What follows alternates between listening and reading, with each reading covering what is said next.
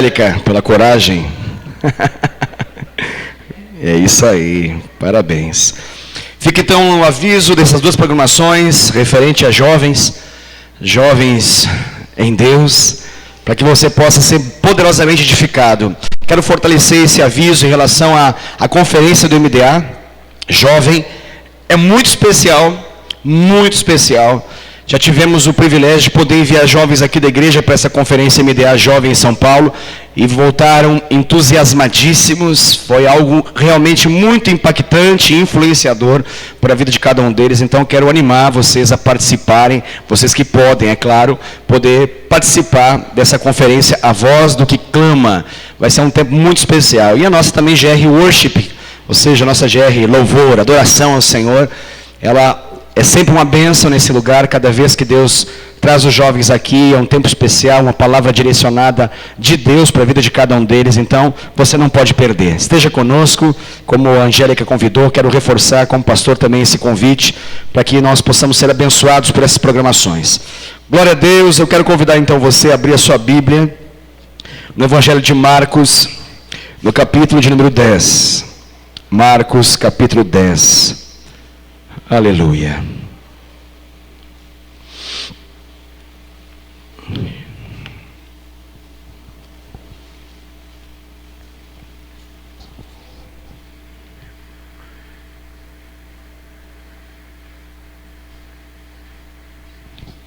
Aleluia.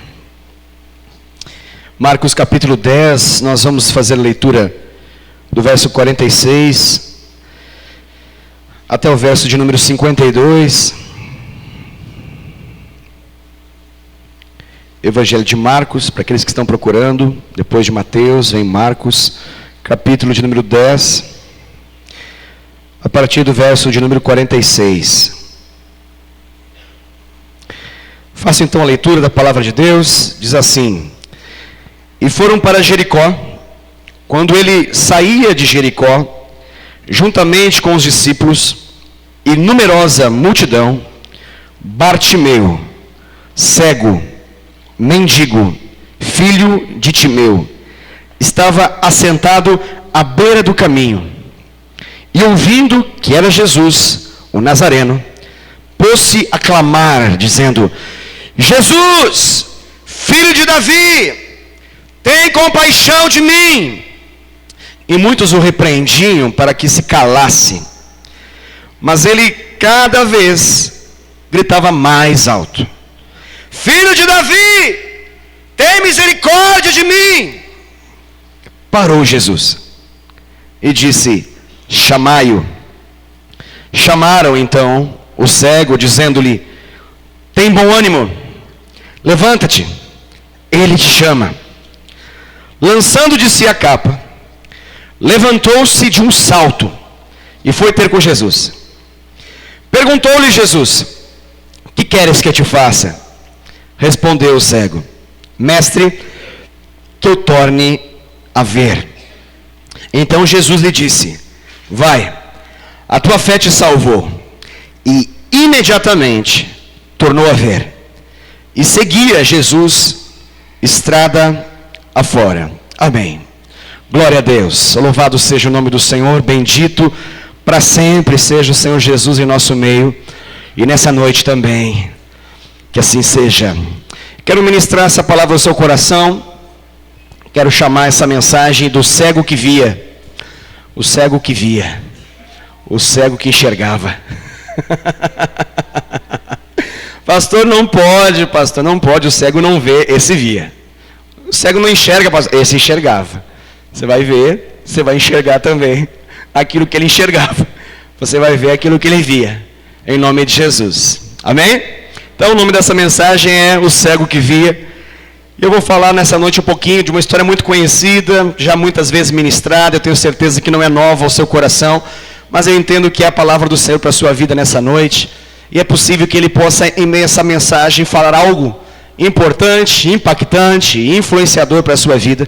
Então, absorva, sugue, receba tudo aquilo que Ele quer ministrar.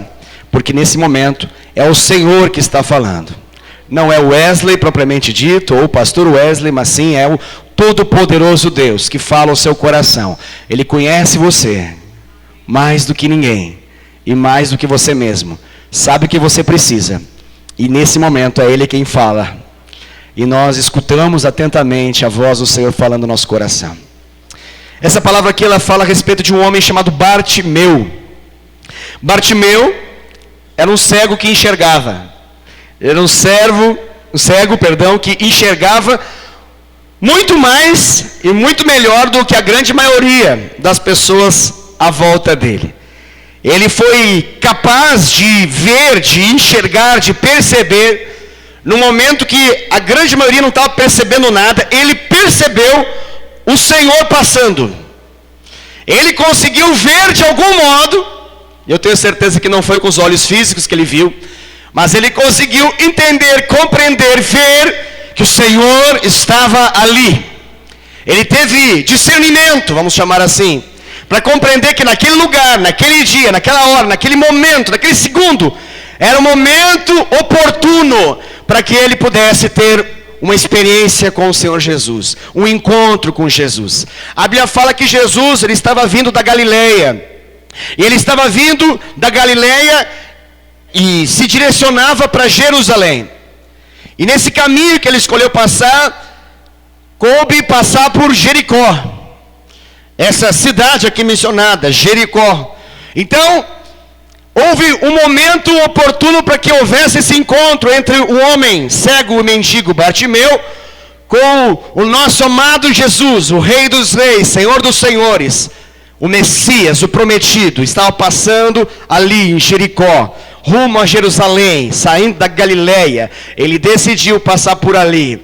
Por quê, pastor? Porque ele tinha um plano. E esse plano era tocar a vida desse homem. Ele queria tocar esse homem. Pastor, mas não parece isso na mensagem. Parece que na verdade quem avisou para Jesus que algo deveria acontecer foi Bartimeu.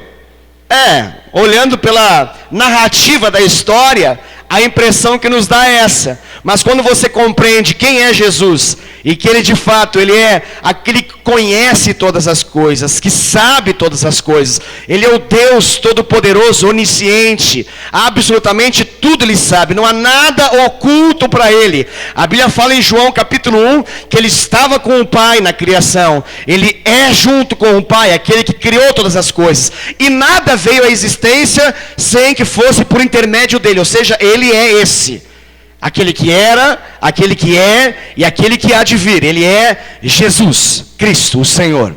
E ele estava ali. E ele sabia tudo. E ele sabia que algo aconteceria na vida desse homem. Mas ele se sujeita a esse momento. Ele está ali, vivenciando esse momento. Para que esse momento fosse marcante. Não só na vida de Bartimeu, mas também na sua vida, na minha vida nessa noite. Então, Bartimeu está nessa cidade. Ele vive nessa cidade chamada Jericó. E Jericó era uma cidade específica que tem uma história por trás dela.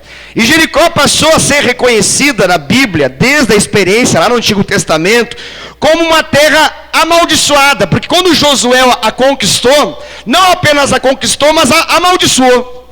E Jericó passou a ser considerada uma terra sem bênção, uma terra estranha. Jericó era reconhecidamente uma terra, apesar de dominada, conquistada, uma terra maldita.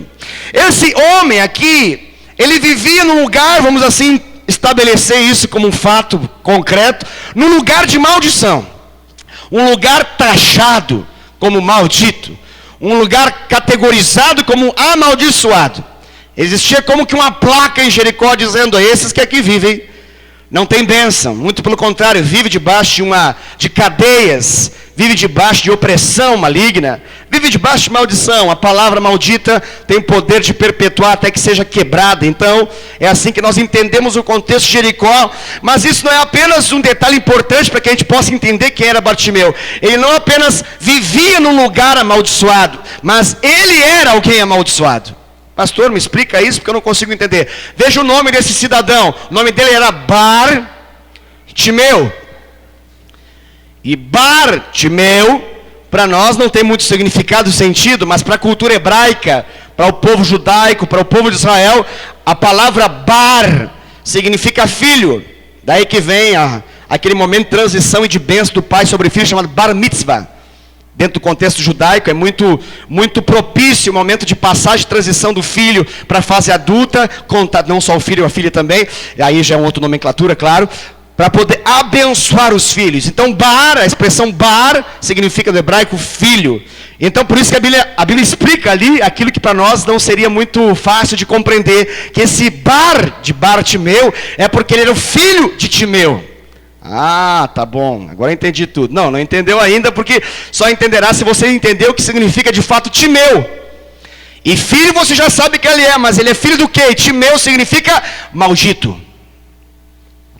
Olha, o homem vivia num lugar amaldiçoado e ele era o filho da maldição. Pouca maldição é pouca maldição é bobagem na vida desse rapaz. Ele vivia debaixo de Timeu. Se você pegar um material de estudo mais profundo, você vai descobrir que Timeu, ele é, dentre algumas possibilidades, só coisa ruim, ó, maldito, impuro, desagradável, sujo, tudo isso é Timeu. Então, dá para ter um retrato da vida desse homem. Ele era o filho da corrupção, filho da maldição, filho da sujeira, filho da impureza. Assim é o retrato desse homem. Se já não bastasse ele ter nascido no lugar errado, se não bastasse ele ter um nome que liberava sobre ele uma carga hereditária maldita, ainda assim, ele tinha na vida dele situações bem claras, muito desagradáveis, muito ruins, porque ele, além de tudo isso que eu já falei, ele era cego e mendigo. Esse era Bartimeu. O homem que vivia no lugar maldito, o homem que era filho da maldição, e o homem que era cego, e em função da sua cegueira, tudo que lhe sobrou, tudo que lhe acabou acontecendo na vida dele foi ele virar um mendigo. Alguém que precisava se contentar com a generosidade alheia, com aquilo que as pessoas queriam entregar algo para ele. Poucas pessoas, eu acredito, têm coisas tão contra si quanto esse homem chamado Bartimeu. Porém, essa história aqui, ela me mostra um pouco da nossa realidade. Porque quando nós olhamos a nossa própria história, sem o óculos da graça de Deus, tirando os óculos da misericórdia do Senhor, nós vamos ver que a nossa história é essa. Nós somos isso.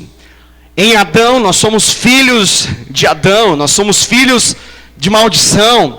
Nós somos filhos do pecado, nós nascemos do pecado, conforme diz a Bíblia. E não é por causa do ato sexual dos nossos pais que nós nascemos do pecado, mas a Bíblia fala que nós nascemos do pecado porque nós nascemos separados de Deus, destituídos da glória de Deus, longe do Senhor. Essa é a nossa realidade.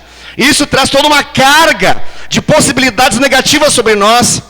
Muito comum e quase é um fato concreto que a maioria de nós não apenas nasce pecador, mas nasce com uma série de realidades, como que uma herança, uma carga de maldição sobre a nossa vida, que libera uma tendência para nós termos uma série de comportamentos, de atitudes, de pensamentos definidos em função dessa maldição.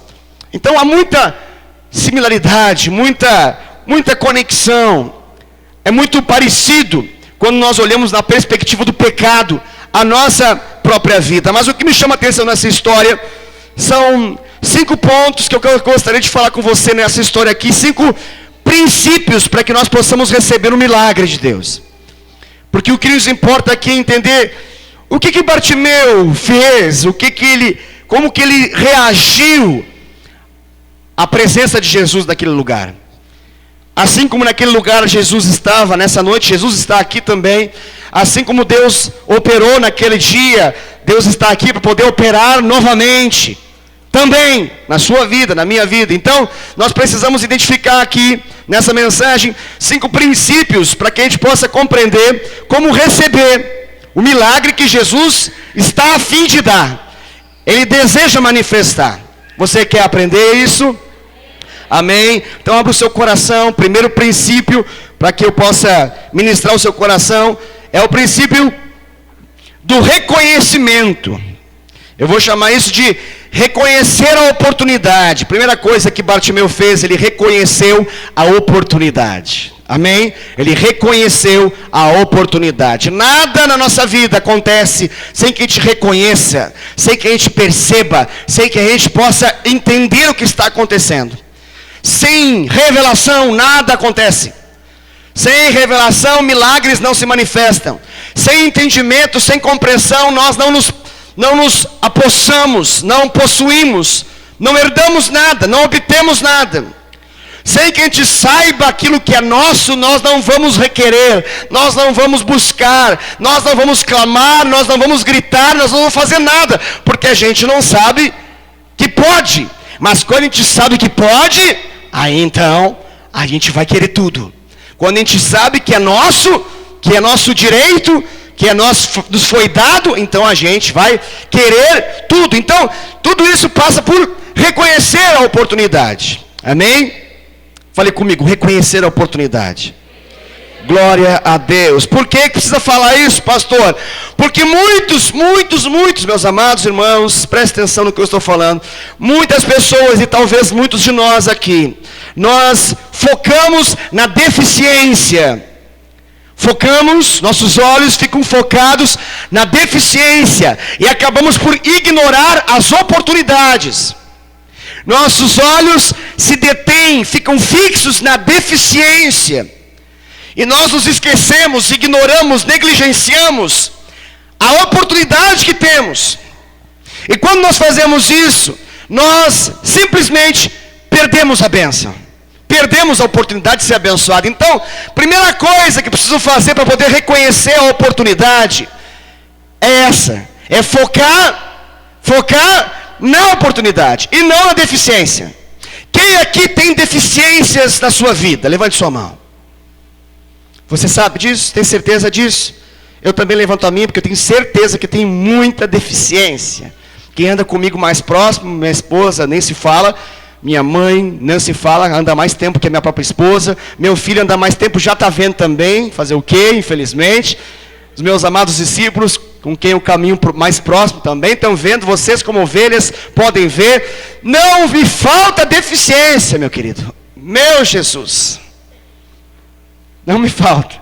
Poderia ficar enumerando várias e várias aqui por horas, e você ia ficar talvez assustado. Quanto mais eu conheço meu Deus, mais eu me conheço. Quanto mais eu me exponho diante do Senhor, mais eu me exponho no espelho que Ele me mostra. Ele mostra o quão pecador eu sou, o quão deficiente eu sou. Então, se eu pergunto para você se você tem deficiência, eu acredito que você, de forma muito sincera, também vai poder chegar à conclusão que existe muita deficiência na sua vida. Agora, observe bem. Nós temos uma tendência grande, enorme, de focar nessas deficiências. Qual que é a deficiência de um cego?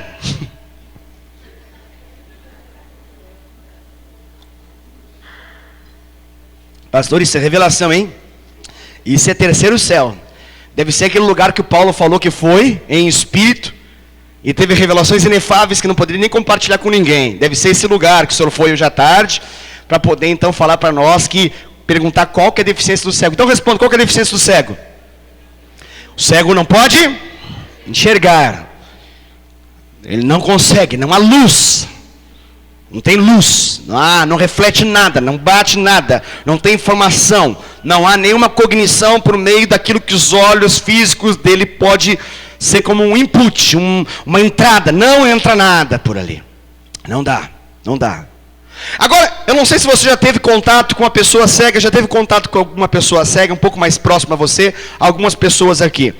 Você percebeu que quase como que numa compensação, o nosso organismo, Deus nos fez assim. Foi o Senhor que nos deu essa capacidade. Deus fez uma compensação.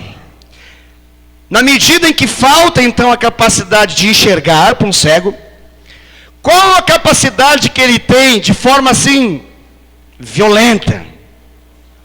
É a audição.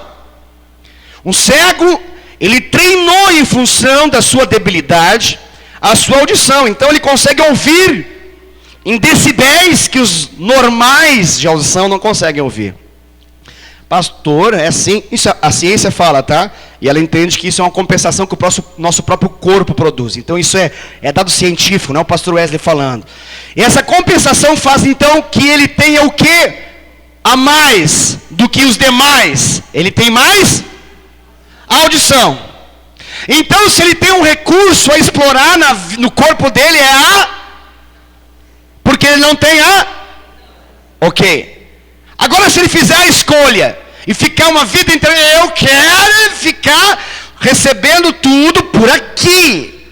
Nada por aqui, nada. Se ele fechar seus ouvidos para tudo, além de cego, agora é brabo, ele se tornaria surdo também.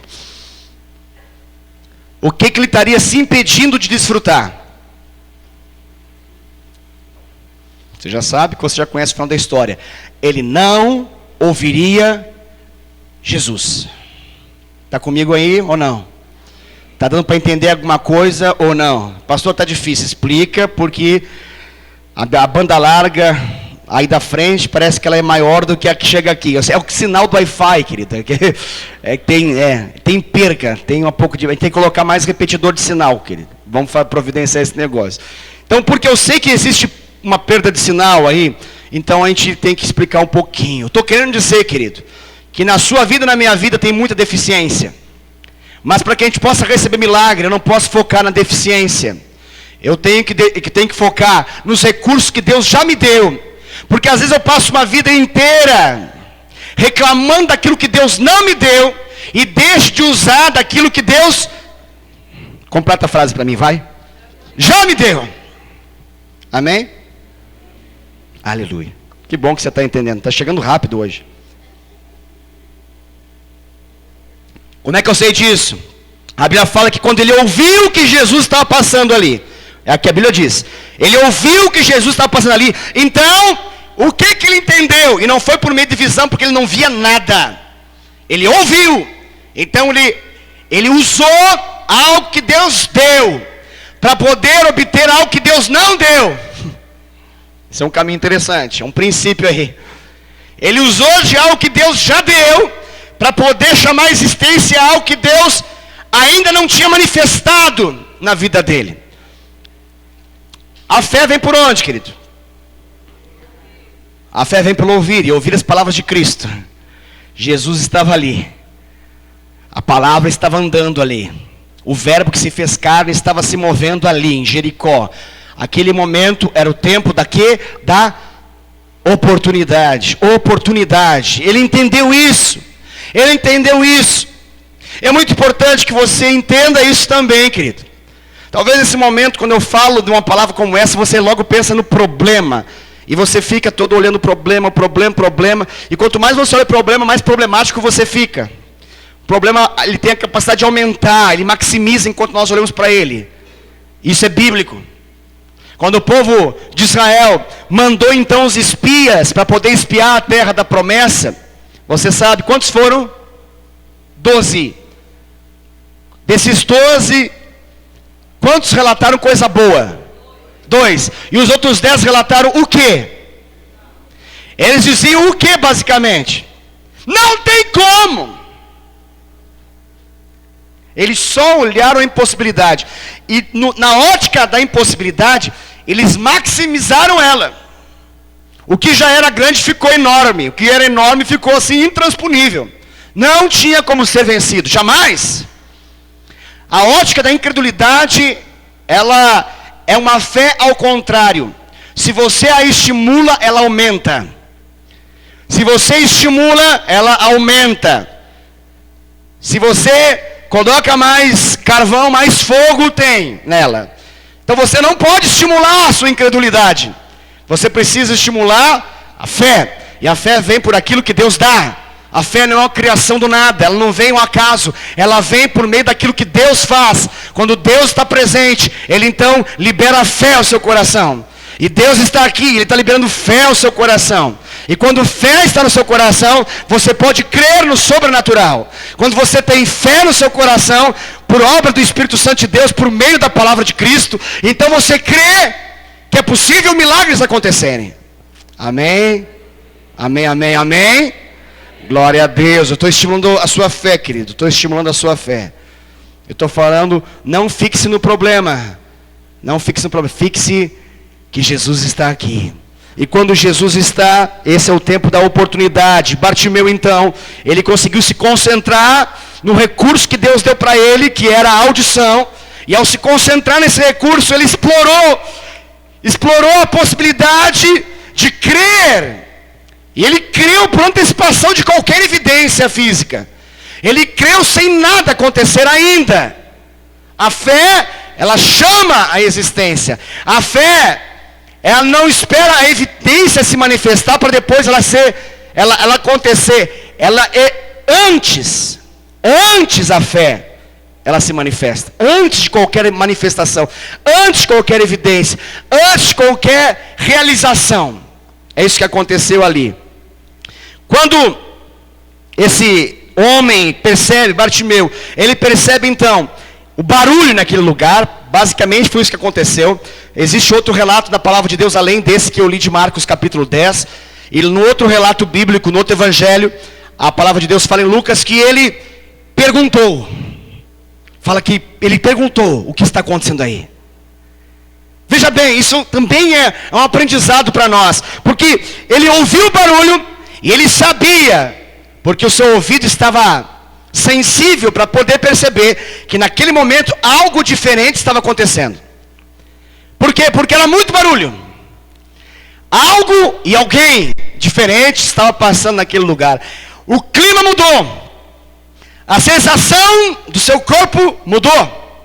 Ele sabia que algo diferente estava acontecendo ali. Então, ele fez o quê? Ele não podia ir sozinho, ele não podia se locomover e poder chegar. Então, já que não conseguia ir, ele pediu ajuda.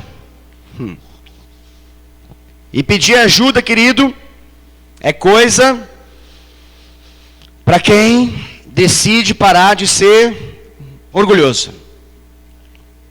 Amém?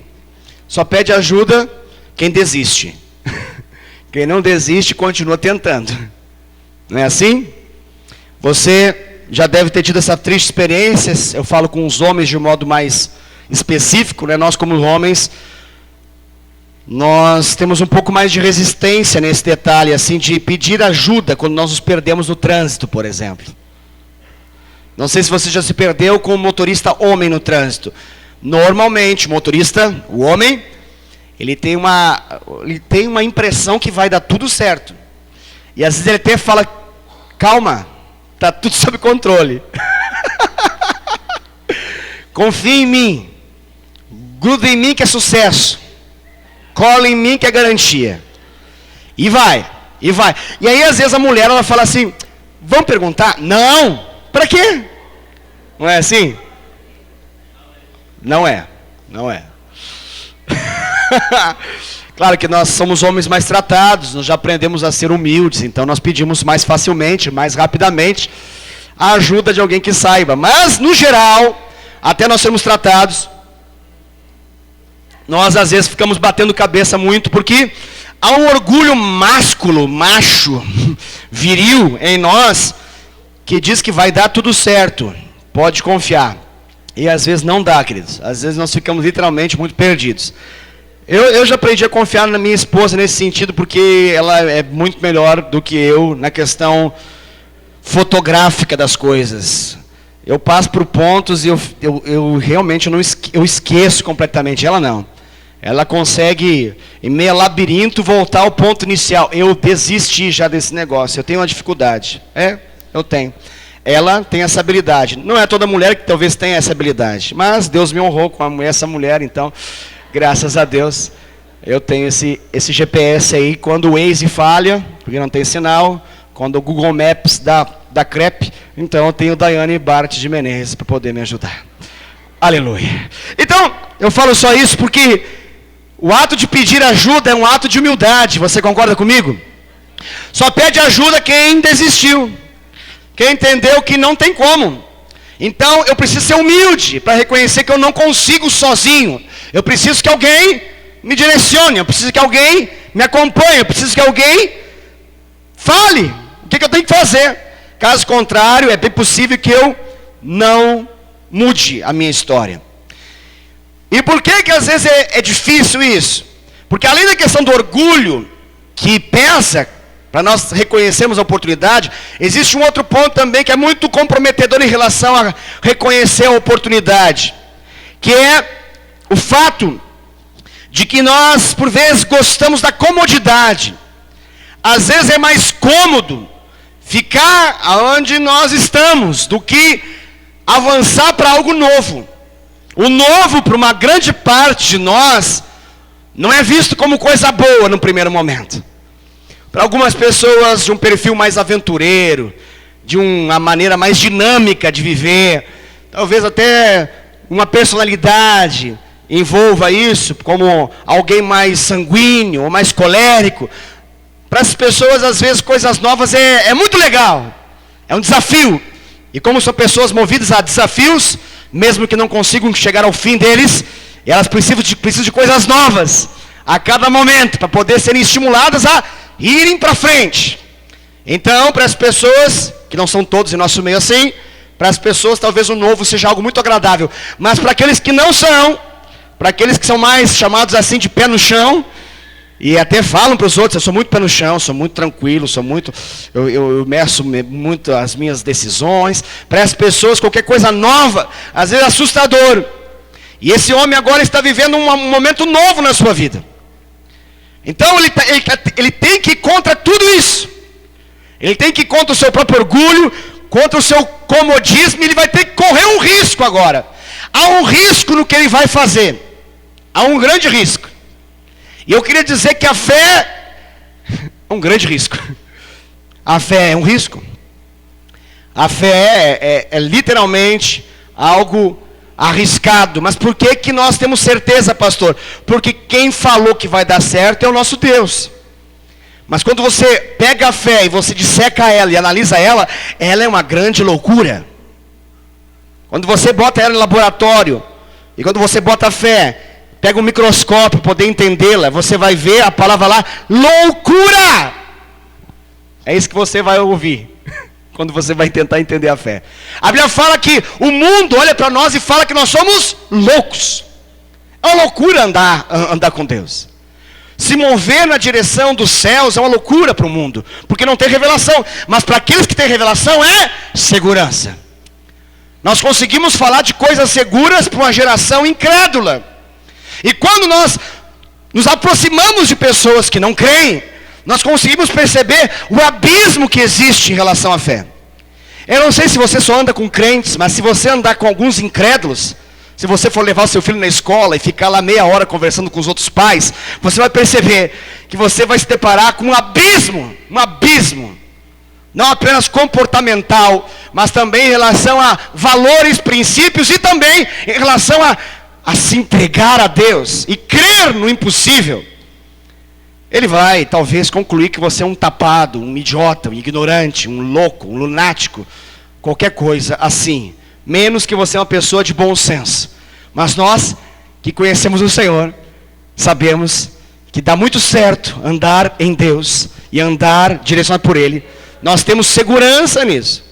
O mesmo Deus que já fez tanta coisa maravilhosa em nossa vida, é o mesmo Deus que vai fazer muito mais. Nós chamamos a existência isso, na certeza daquilo que já aconteceu. Nós trazemos à memória aquilo que nos dá esperança, para continuar a crer naquilo que ainda não aconteceu. É assim, não é assim? Por que você crê em Deus? Porque você já sabe que Ele existe, e você já experimentou da sua graça, da sua misericórdia, e você sabe que Ele é bom. O Senhor é bom. O Senhor não é mau, o Senhor é bom, é bom. E quando você passa por vales da vida, todos os incrédulos ficam falando, tu é maluco, você é doido, larga o seu Deus, para com isso é coisa para os fracos. Mas você se mantém firme, por quê? Porque você conhece aquele que você crê, e você sabe que no fim, o seu Salvador se levantará em glória, e vai liberar aquilo que você, com muita expectativa, creu. Amém? Assim é esse homem Bartimeu. Ele teve tudo para não crer, mas ele apostou em crer. É uma aposta que ele fez. E para apostar em crer, eu tenho certeza que em algum momento dessa história, a Bíblia não fala como ele era, se ele era um cara reclamão, se ele era um cara que ficava reclamando demais da vida, mas talvez pudesse ser uma realidade dele, reclamando pela história triste que ele tinha, justificando as suas impossibilidades, pelas desculpas que ele tinha em função da sua visão, que ele não conseguia enxergar as coisas. Mas naquele momento a Bíblia não fala nada disso. A Bíblia só diz que naquele momento ele se concentrou na oportunidade, e ele percebeu que Jesus estava passando. Então o que ele fez? Ele gritou. Foi isso que ele fez. Ele gritou. Ele gritou, ele berrou. Ele era cego, ele não era nem surdo e nem mudo. Ele estava usando os recursos que Deus deu para ele. De novo eu falo a mesma coisa. Ele não era mudo, ele era cego. Até então ele era cego. Então agora ele vai usar a voz que ele tinha, e ele vai chamar a existência agora. Ele ouviu o Senhor passar, a fé foi gerada no coração. A fé é gerada aqui dentro, mas ela precisa ser confessada. A fé precisa ser confessada. As coisas se acontecem na nossa vida quando nós confessamos aquilo que cremos. Paulo diz: eu creio, por isso falo. Eu creio, por isso eu falo. Eu não falo simplesmente, eu primeiro creio, então falo. Amém? E aqui ele está falando, ele não está apenas falando, ele está bradando, ele está gritando, ele está aproveitando a oportunidade com toda a força, com toda a alma que ele tem, para poder apresentá-la diante do Senhor. E ele está disposto a não sossegar. Ouça um cara dizer assim: filho de Davi! É isso que ele está falando. Perceba o incômodo disso. Até o negócio parou aqui, para poder ouvir o grito do pastor Wesley agora. Olha só. Filho de Davi! Olha que coisa incômoda que é isso. Para os crentes já vem com glória a Deus, aleluia, porque você é muito crente. Eu estou com você nessa também, vamos junto nessa pegada. Mas é muito desconfortável. É desconfortável. É desconfortável demais alguém quebrar o ritual, alguém quebrar a lógica, alguém quebrar a lógica daquele culto. Está quebrando. Mas esse homem aqui, ele está disposto a não sossegar. A segunda coisa que ele faz: primeiro ele reconhece a oportunidade, segundo ele reconhece que Cristo, ele é o Messias. Ele reconhece que Jesus é o Salvador, o Messias, o Rei ungido de Israel. E a Bíblia fala que ele diz: filho de Davi. Essa é uma expressão messiânica.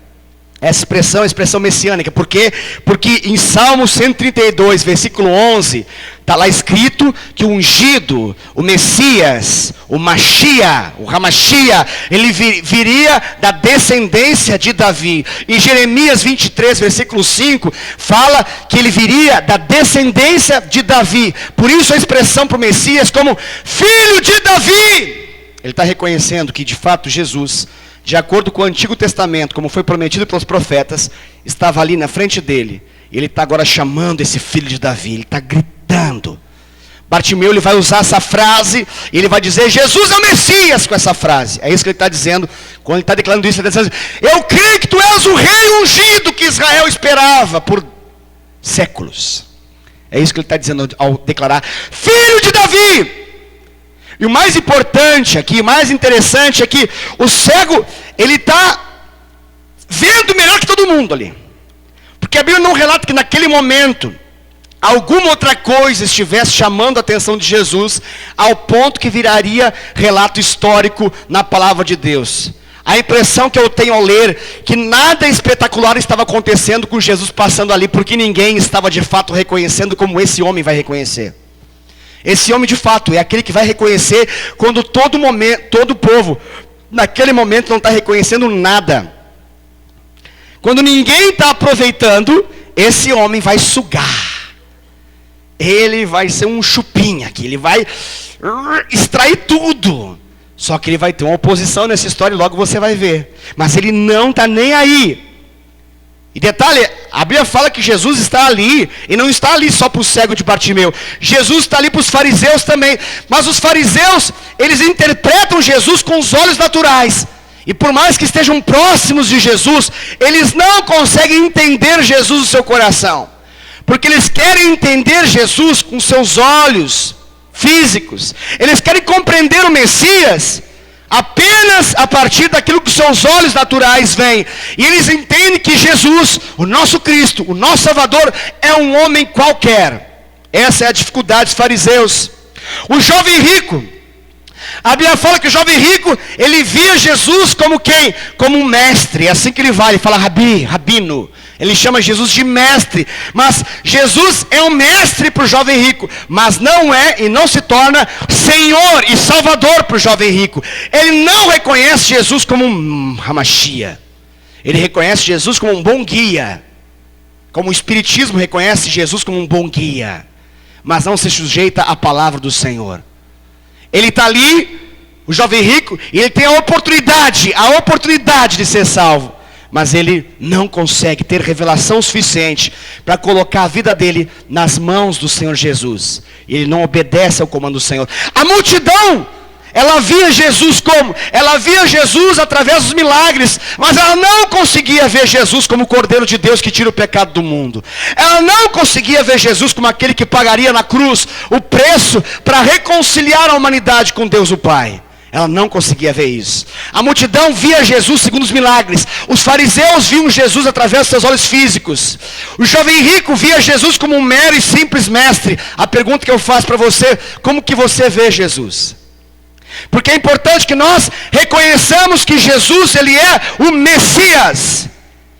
Ele é o Salvador. Ele é aquele que veio para poder pagar o preço para que nós pudéssemos ser de Deus.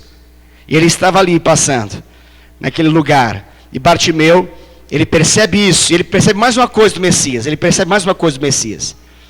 percebe que o Messias, ele é misericordioso. E ele fala assim: Filho de Davi! Reconhecimento do Messias. Ele fala, numa linguagem diz: tenha misericórdia de mim. Na linguagem Almeida, revista e atualizada, diz: tenha compaixão de mim. Compaixão vem da palavra com, misturado com paixão. Paixão é sofrimento, com paixão significa sofrer com alguém. Misericórdia significa basicamente duas uniões aí, uma união de duas palavras, melhor colocando, que é a palavra coração e a palavra miséria, cordes e miséria, que significa colocar o coração na miséria de alguém. Misericórdia significa colocar o coração na miséria alheia. Compaixão significa sofrer com alguém, com uma pessoa. Isso é o que significa misericórdia e compaixão. Ele está dizendo: eu reconheço que tu tens compaixão. Eu reconheço que tu tens misericórdia. Ele reconhece que Jesus é misericordioso. Agora pare e pense um pouquinho. Quem é esse homem que está reconhecendo misericórdia em Jesus? Quem é esse homem que está pedindo para que Jesus, com a sua misericórdia, possa tocá-lo? Com a sua compaixão, possa tocá-lo? Quem é esse homem? Ele é o homem que morava na terra maldita. Ele era um homem que era o filho da maldição. Ele era um homem cego, considerado maldito naquela época, e mendigo em função disso. Esse era Bartimeu. E o que ele está falando? Ele está dizendo o seguinte: eu reconheço que o Senhor não me rejeita. Eu reconheço que o Senhor não me esquece. Eu reconheço que o Senhor me ama. É isso que eu reconheço. Detalhe. Quantas escolas bíblicas infantil ele participou?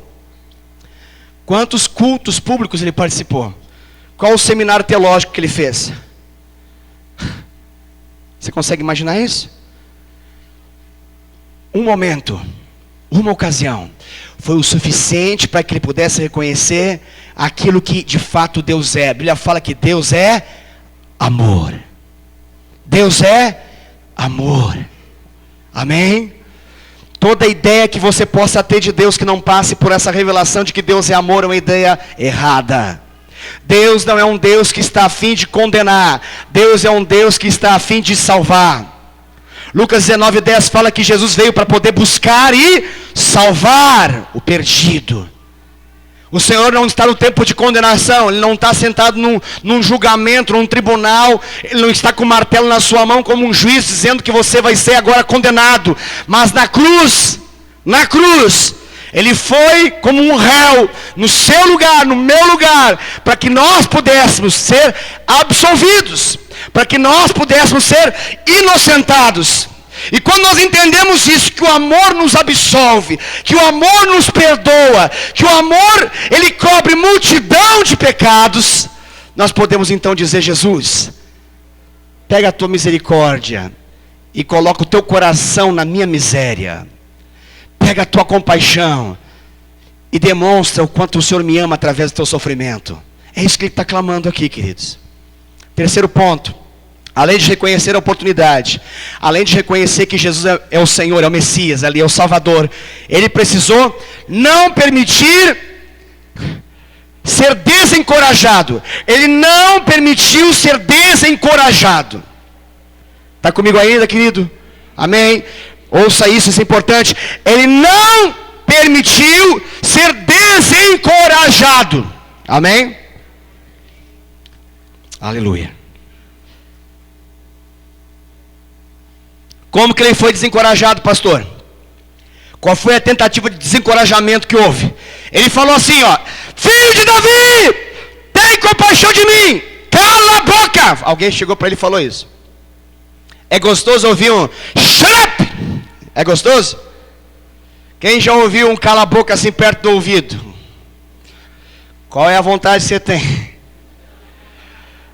Mandar um beijo assim, fazer assim, ó, né? A Bíblia aqui ela é bem educada para falar. Então a Bíblia fala assim: e eles foram lá e tentaram silenciá-lo. Você é ser humano como eu e como esses homens aqui, poder saber que a gente... E como que se tratava um cara que nasceu num lugar maldito, que é o filho da maldição, cego e mendigo, valor algum tem. Você acha que é só assim, cala a boca, fica quieto? Eu creio que há comigo, com os botões da minha camisa, que alguém deve ter dado: cala a boca, tá atrapalhando. Você não vê que você é cego e mendigo? Fica na tua, rapazinho. Segue o culto, aleluia, glória a Deus. A gente imagina, querido, esse homem é um homem desprezado. Desprezado fala de não ter preço, não foi dado valor para ele. Ele foi desvalorizado. A vida o desvalorizou desde o ventre materno. Nasceu no lugar errado, da família errada, é o filho do Timeu. Não poderia ser o filho do Abraão? Do Isaac, do Jacó? Não, é do Timeu. Meu Deus. Timeu. Não podia ser pior. Em algum momento esse menino fica cego, porque ele vai voltar a ver, e ele está na mendicância. O tratamento para uma pessoa dessa condição é na base educação, algo formal? Não. Ele foi tentado à força a ser parado ali. Ele foi coagido a calar.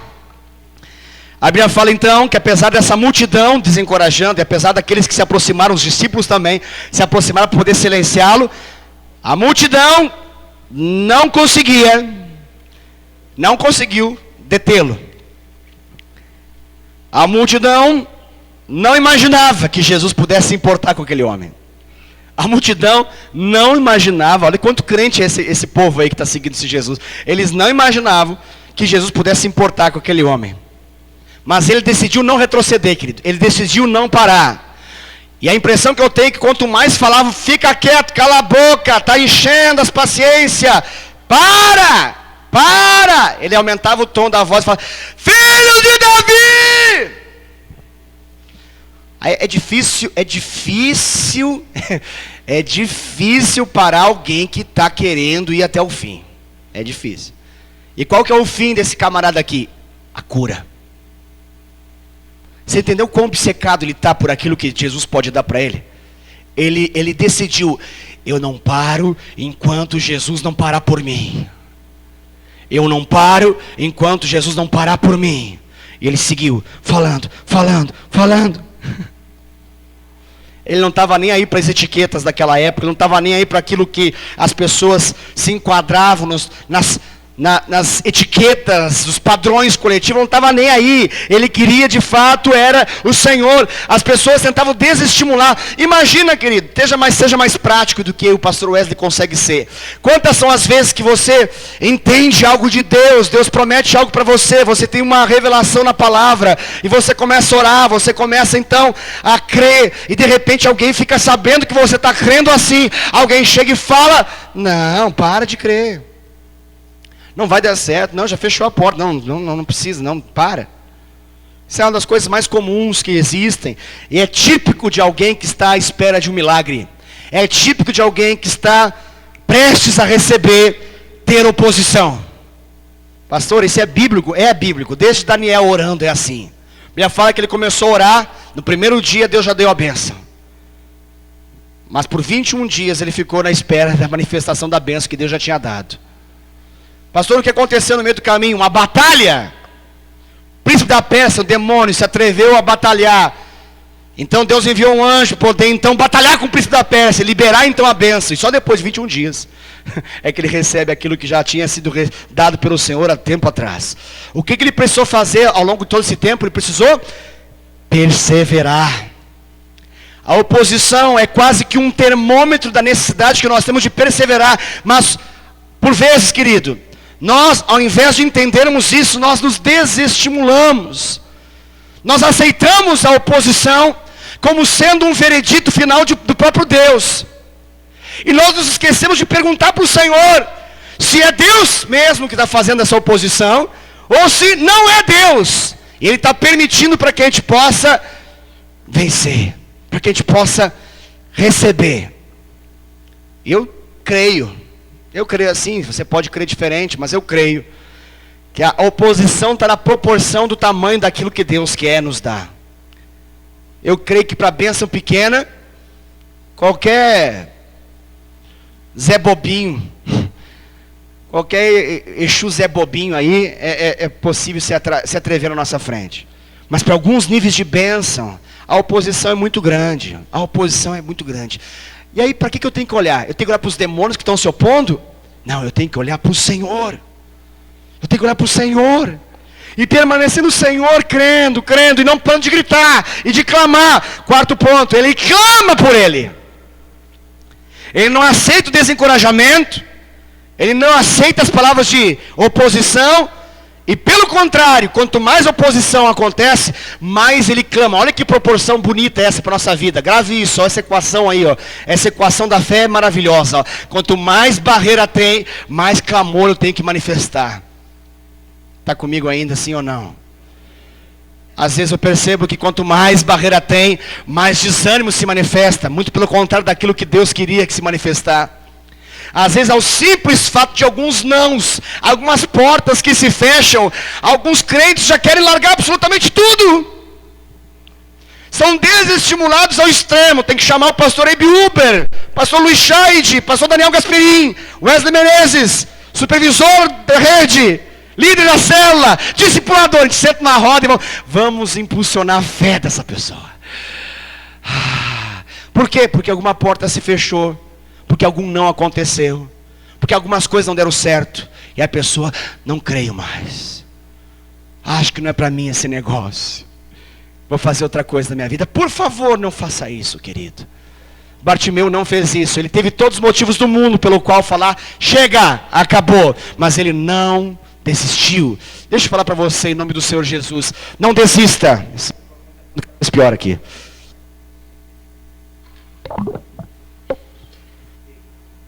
Ei, aleluia, glória a Deus. Não desista, amém? Ele clamou por ele, porque entendia que Jesus era Senhor, e ele estava disposto a atender o clamor de alguém. Essa é uma compreensão que só tem quem reconheceu que Deus não é apenas o soberano rei que está sentado no alto sublime trono governando o universo. Mas o nosso Deus, fique comigo, aleluia, glória a Deus. Ele não é apenas aquele que está sentado no alto trono governando o universo, mas Ele é um Deus que se compadece da minha vida, da minha história. Amém? Amém, amém mesmo. Ele não é aquele que eu chamo apenas de Senhor, mas é aquele que eu chamo de Pai. Ele não é aquele que batalha as batalhas do universo inteiro. Ele é aquele que batalha as minhas batalhas. Ele não é aquele que está apenas preocupado, aleluia, coisas grandes que acontecem no universo. Ele também está se preocupando com as coisas grandes que acontecem na minha e na sua vida. Nós temos um Deus que nós podemos chamar de um Deus pessoal, um Deus relacional, um Deus que é nosso Deus. Não é só Deus dos outros, não é só Deus da igreja, é o meu Deus, é o seu Deus. Você pode chamar Deus de meu Deus? Amém? Ele é o seu Deus, Ele é o seu Deus. Quando você clama por Ele, você precisa ter compreensão que Ele não é aquele que está preocupado com fazer com que 7 bilhões de pessoas vivam na terra com cheio de problemas, mas Ele é aquele que está disposto a ouvir o clamor de alguém. Você consegue entender isso? Bartimeu teve uma revelação da graça de Deus. Como que esse homem teve tanta revelação? É possível isso? Porque ele conheceu Jesus. Quando nós conhecemos Jesus, nós sabemos que nosso Jesus é o Deus que se importa conosco. Conosco. Deus que se importa com aquilo que você vive. Suas finanças é importante para o Senhor. Seu casamento é importante para o Senhor. Tudo que tem a ver com a sua história é importante para o Senhor. Não ache que é de pouca importância. Deus ama você. Deus te ama tanto, tanto, tanto, que Ele está disposto a ouvir o seu clamor. Infelizmente, muitos entram na incredulidade quando a oposição chega. Mas Bartimeu intensificou o clamor. E ele clamou, clamou, clamou, clamou, clamou, até que milagre aconteceu. Até que a intensidade do seu clamor foi percebida nos céus e foi manifestada na terra. Pastor, o que ele fez? Eu vou falar para você o que ele fez. Ele orou. Porque falar com Jesus é orar, amém? Você concorda? Na prática da minha vida, da sua vida, ele orou. Mas não orou como ora qualquer fariseu.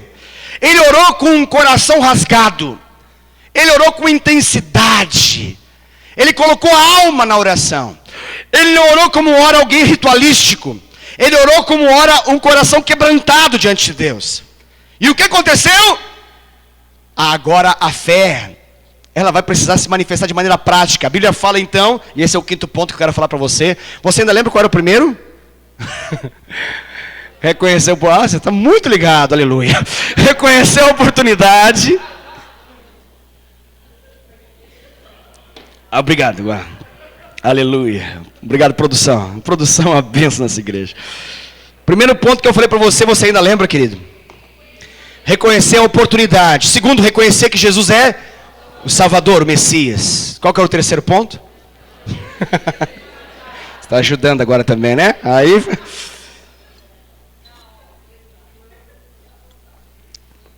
Não ser desencorajado. Não permitir que seja desencorajado. Quarto ponto. Clamar por Ele. Clamar pelo Senhor. E o quinto ponto. E último ponto. A Bíblia fala de maneira muito simples, passa até batido, mas eu quero explorar isso. Eu vou chamar assim: livre-se da velha vida. Pode colocar aí: livre-se da velha vida. Dê tchau para a velha vida. Amém? Dê tchau para ela. Fala goodbye. Adiós. Amém? Pastor, o que ele fez? Estou meio poliglota hoje, né? O que ele fez? É que a gente fica ouvindo muito esses indonésios falar. Eu aprendi até a falar uma frase em indonésio. Tuhan memberkati, que significa Deus te abençoe. Aleluia. Tuhan memberkati. Eu gostei de falar isso para o pastor Edilio. Falei umas 30 vezes. Oh, excellent. Oh. A carinha dele é ótima. Oh. E a pastora Rose, a esposa dele. Tuhan memberkati. Se você quiser conferir, coloca aí. Deus te abençoe. No tradutor do Google Translate, você vai descobrir então que é Tuhan memberkati. Ok, voltando à pregação. Deixa o poliglota de lado. Livre-se da velha vida. Como que eu sei que ele livrou da velha vida? Presta atenção nessa passagenzinha. A Bíblia fala o que ali? Que ele pegou a capa e... Amém? Aí eu te fazer uma pergunta para você. Jesus liberou uma palavra lá do outro lado, falou assim: você está curado, Bartimeu. Aí então, ele curado, pegou a capa e jogou fora. Foi isso que aconteceu? Então me explica esse negócio. Como é que alguém joga uma capa fora sem ainda ter sido curado? O que essa pessoa, ela crê? Que ela está curada. Amém? Vamos tentar entender. É como falar para um paraplégico. Está entendendo, né? É. Deu para entender? É isso. Ele aplicou uma fé, querido, mas uma fé absurda. Só para você entender, Pastor, o que essa capa tem? No Oriente Médio era comum as pessoas pegar o pelo do camelo e fazer para si então uma túnica. Essa túnica, ou na linguagem aqui do Almeida, essa capa, ela servia para proteger do tempo. Quando estava muito calor, servia para refrescar do sol. Quando estava muito frio, servia para aquecer no meio daquele frio. Quando estava chovendo, porque esses homens eram homens da rua, era um cego que era deixado ali e ficava por horas. E quando não tinha nenhum abrigo pelo qual ele pudesse rapidamente se proteger, então ele se cobria com a própria túnica dele, porque ela segurava, ela não deixava, ela era impermeável, né? E ela impedia que ele pudesse se molhar. Então, para tudo isso era importante, para mais uma coisinha, aquela túnica no final do dia, ele juntava ela e ela ia para sua casa, guiado por alguém possivelmente, com a esmola que ele tinha. Você consegue entender tudo que a túnica significava para ele? A túnica era um símbolo da realidade desse homem, mas agora ele compreendeu que Jesus estava ali. E o mais interessante dessa história também é que Jesus parece que faz aquela pegadinha de sempre, que Jesus olha para ele e pergunta, depois que Jesus tem um encontro com ele, manda um chamar, ele se apresenta diante de Jesus, Jesus pergunta para ele o quê? Queres ser curado? Queres ser curado, queres ser curado. Eu acredito que é muito importante perguntar para o mendigo se ele quer ser curado. Por quê? Porque, de fato, para algumas pessoas, elas precisam garantir, mencionar, elas precisam ter certeza que de fato elas querem abandonar essa capa, porque para algumas aquilo já se transformou no seu ofício principal, no seu trabalho. Ele é ruim para um cego ser curado quando a cegueira é um negócio para ele. Então Jesus precisa perguntar se você quer parar de negociar com isso que te faz tão mal. E Jesus pergunta, você quer de fato ser curado? E ele responde o quê? Eu quero tornar a ver. E uma vez que ele fala isso, a Bíblia fala então que Jesus o cura. Mas antes disso, lembre-se que ele livra-se da capa. Livra-se da capa. Querido, nós precisamos, em nome de Jesus, nos livrar dessa velha capa, empoeirada, suja, impura, maldita, semelhante a Timeu. Nós precisamos dessa capa semelhante a Adão, essa capa do velho homem, essa capa que nos coloca nessa condição deplorável de escravo de uma enfermidade, de amaldiçoado. Nós precisamos nos livrar dela. É uma atitude de fé que precisa ser manifestada.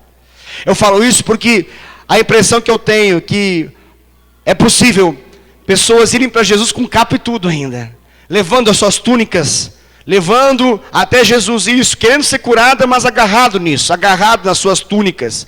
É como sabe aquela fralda que algumas crianças usam, e é tão estranho você ver com aquelas crianças às vezes vão arrastando, né?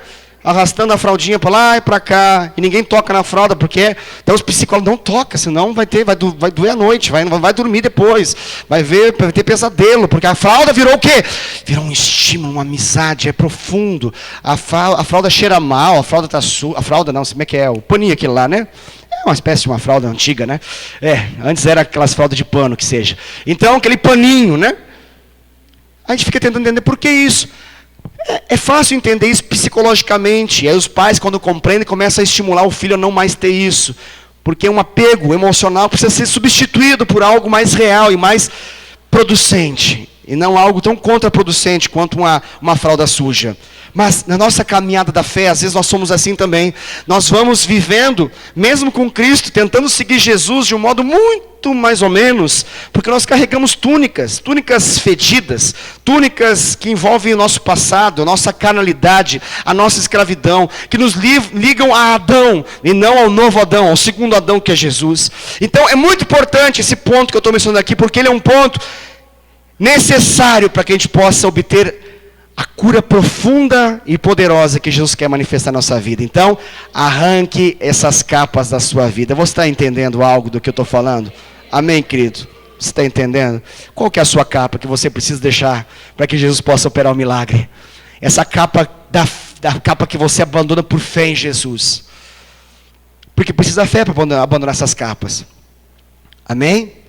Essa capa envolve pecados de estimação, aqueles pecados que já se transformaram em pecados prediletos, que a gente chama de nosso amigo, aquela coisa que a gente faz assim, tão facilmente, tão Então, costumeiramente, quase que diariamente, se não a cada turno do dia. É tão nosso, é tão peculiar que você já não sabe viver sem. E as pessoas que estão à sua volta falam, não, nem toca nisso, que senão vai dar problema. Ele vai ficar irado se tocar nisso. Não toca nisso, não tira isso da vida dele, não, porque senão ele fica brabo. Não toca nisso, senão ele sai do sério. E isso é mal. Isso é muito mal. É uma boa maneira de reconhecer as nossas túnicas podres, porque elas se apegam a gente. E elas só podem ser retiradas da nossa vida como nós temos a compreensão de algo maior em Cristo Jesus. Quando nós compreendemos que aquilo que Jesus tem para a nossa vida é melhor, maior, mais excelente do que a podridão de uma capa ruim. Você está entendendo algo, querido?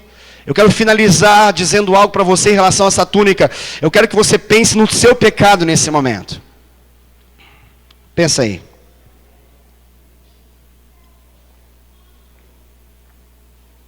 Você quer ser curado? Você de fato quer ser curado? Abandone esse pecado. Pastor, já tentei 1000 vezes, não consigo. Abandone esse pecado. Pastor, já me frustrei. Eu sempre volto para essa túnica velha, podre e nojenta. Você precisa conhecer o Jesus poderoso que está aqui nessa noite. E Ele tem poder quebrar essa realidade de escravidão com essa túnica. Joga fora essa maldita túnica. Joga fora essa pele de camelo. E se vista de uma nova roupa em Cristo Jesus, de uma nova realidade. Jesus tem uma nova vida para você. Abandone isso. Só te traz prejuízo. Isso só te traz culpa. O Senhor tem libertação para você, liberdade para você desfrutar. Abandone. O que eu tenho que fazer, pastor? Uma atitude de fé. Decida agora. Decida nesse exato momento, pastor, eu posso fazer isso agora enquanto estou falando. Você não precisa esperar para o final da mensagem, você não precisa esperar para vir aqui na frente, você pode fazer agora. Você pode decidir, eu abandono hoje isso em nome de Jesus.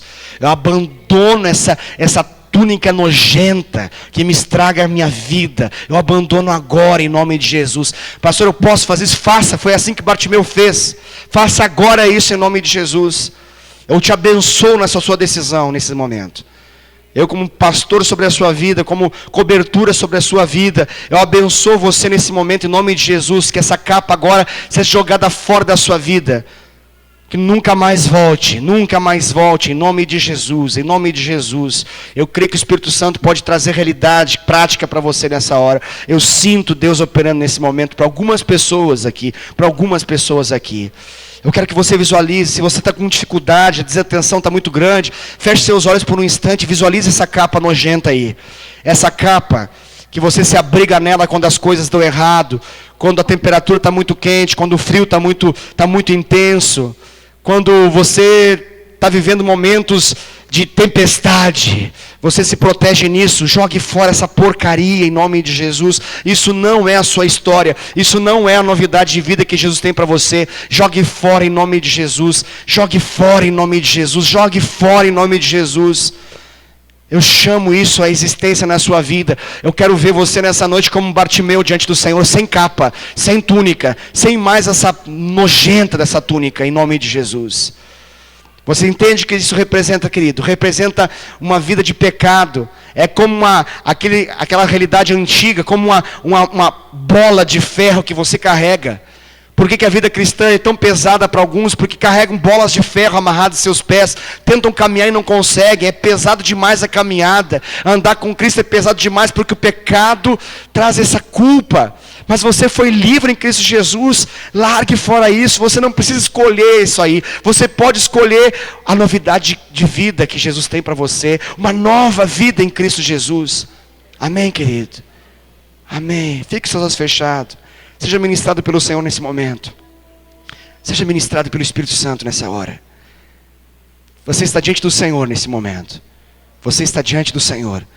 O Senhor te ama tanto. Você tem um Deus pessoal. Você tem um Deus presente. Você não tem um Deus distante que está preocupado com a Síria. Que está preocupado com o Afeganistão, Iraque, Líbia.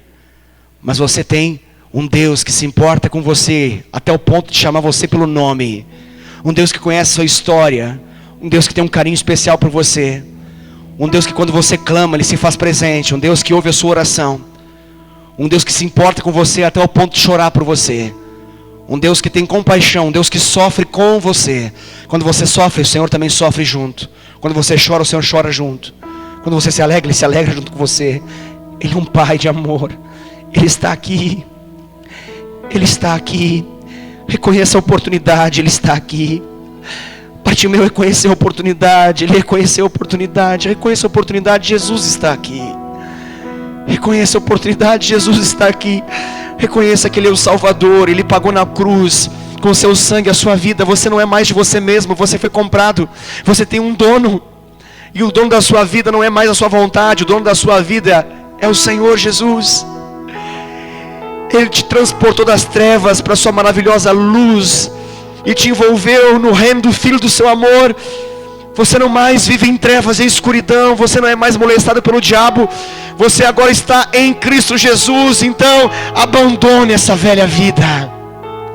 Reconheça que Jesus, Ele é o Messias. Reconheça que Ele é o Cristo, aquele que pagou por você um alto preço, para que você possa ser dele, seja dele. Pastor, mas é muito desencorajamento. Eu ouço palavras malditas. Minha família não me entende. Pastor, as pessoas que eu mais amo não me entendem. Elas falam palavras contra mim. Pastor, estar aqui nessa noite é um desafio para mim. Pastor, eu saí de casa numa batalha. Pastor, estar aqui para mim é uma luta, Senhor. Pastor, se o Senhor soubesse aquilo que eu vivo para poder tentar buscar o Senhor. Pastor, é muito desencorajamento. É muito desencorajamento. Pastor, está difícil. Deixa eu falar para você. Não olhe para esse desencorajamento. Eu quero nesse momento, em nome de Jesus, pedir para você: intensifique o seu clamor. Intensifique o seu clamor. Se a oposição está aumentando, intensifique o seu clamor. Pastor, parece que quanto mais eu clamo, mais assombração me aparece, pastor. Quanto mais eu oro, mais coisa ruim acontece. Deixa eu falar para você: a sua bênção é grande. Então, se a batalha está sendo tão grande assim, é porque a vitória vai ser sobrenatural, poderosa. Deus vai honrar a sua fé e a sua perseverança. Não desista não, não desista não. Não pare de crer, não pare de sonhar os sonhos de Deus. Não pare de acreditar naquilo que a palavra do Senhor fala com você. Se Deus falou com você, quem é o homem para poder falar com você? Deus não é como um homem que mente, não é como o filho do homem que se arrepende daquilo que disse. Deus não é mentiroso, Deus é verdadeiro, e tudo aquilo que Ele prometeu para você, Ele vai cumprir, Ele vai cumprir. Então clame por Ele, clame por Ele, clame por Ele. Intensifique a sua voz, intensifique o volume da sua voz. Clame por Ele. Se a opressão aumentou, se as batalhas aumentaram, se os problemas intensificaram, saiba que você tem um Deus presente. Clame por Ele, e Ele para por você. Ele não é um Deus que tem tanta coisa para fazer, não. Ele é um Deus que para por você. Ele é o seu Deus.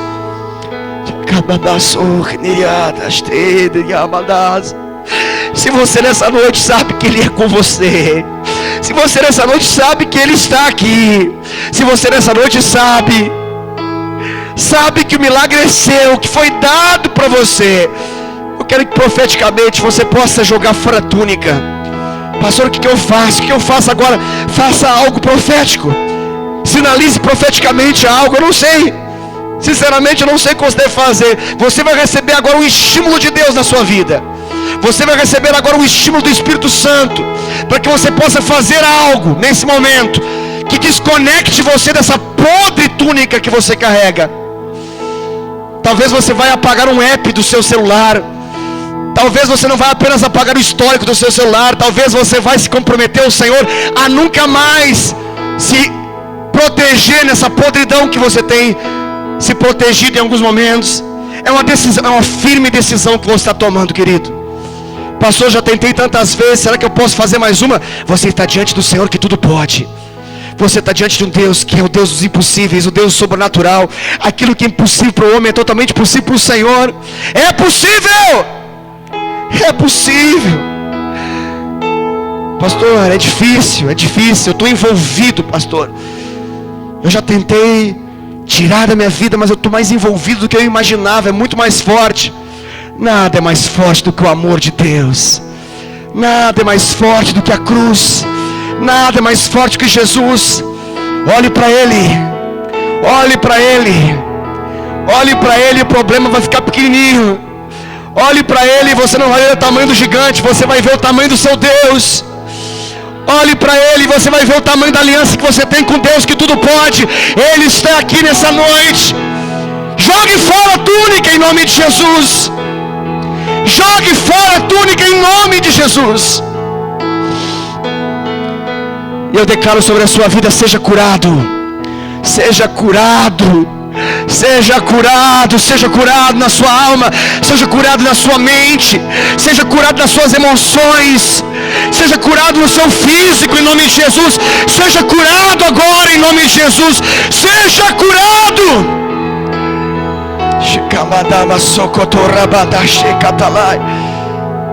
Pastor, eu posso crer sim, foi por você que Ele pagou tão alto preço. Foi por você que Ele pagou tão alto preço. Isaías 53 não está na Bíblia só para que você possa abrir e ler de vez em quando. É uma realidade espiritual. O servo sofredor sofreu no seu lugar para que você pudesse desfrutar de bênção nessa hora.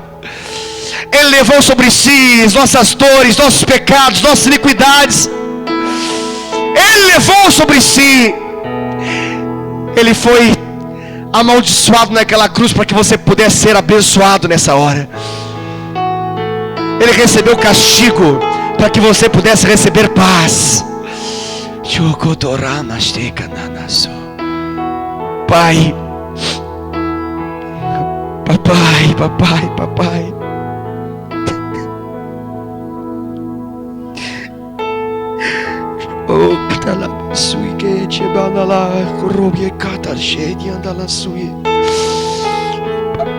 papai. Papai. Como igreja, Senhor, nós nos apresentamos diante de Ti nesse momento. Nós queremos ser curados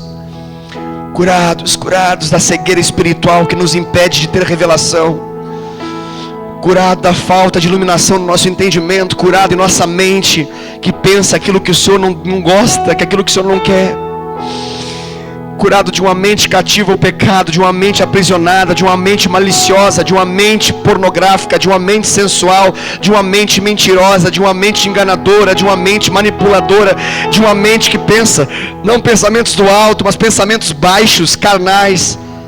Senhor, nós precisamos ser curados. Como igreja, nós nos apresentamos a Ti agora. Cura nossa mente. Cura nossa mente. Cura nossa mente. Cura o nosso coração, Senhor. Cura o nosso coração, para que os nossos sentimentos sejam curados, Senhor. Para que nós não venhamos a sentir, Senhor Deus, de modo a viver escravo no pecado, mas que os nossos sentimentos sejam o mesmo de Cristo Jesus. Que os nossos sentimentos sejam o mesmo de Cristo Jesus.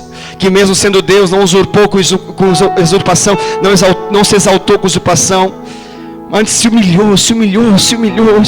Nós estamos aqui, Senhor, humilhados diante de Ti, clamando para que o Senhor nos toque nessa hora. Cura o nosso coração, Pai. Cura o lugar da nossa vontade, para que possamos ter vontade pelo Senhor, vontade pelas coisas do alto, fome do Senhor, desejo intenso por Ti. Que sejamos apaixonados pelo Senhor mais e mais. No nome de Jesus, Pai. Cura, Senhor Deus, nosso corpo físico. Toca, Senhor Deus, nas áreas de enfermidade do nosso corpo físico e arranca elas em nome de Jesus. Em nome de Jesus. Porque nós queremos viver esses 5 princípios que nós aprendemos aqui nessa noite. Que a graça de Deus o Pai, que o amor de Deus revelado em Cristo Jesus, o Filho,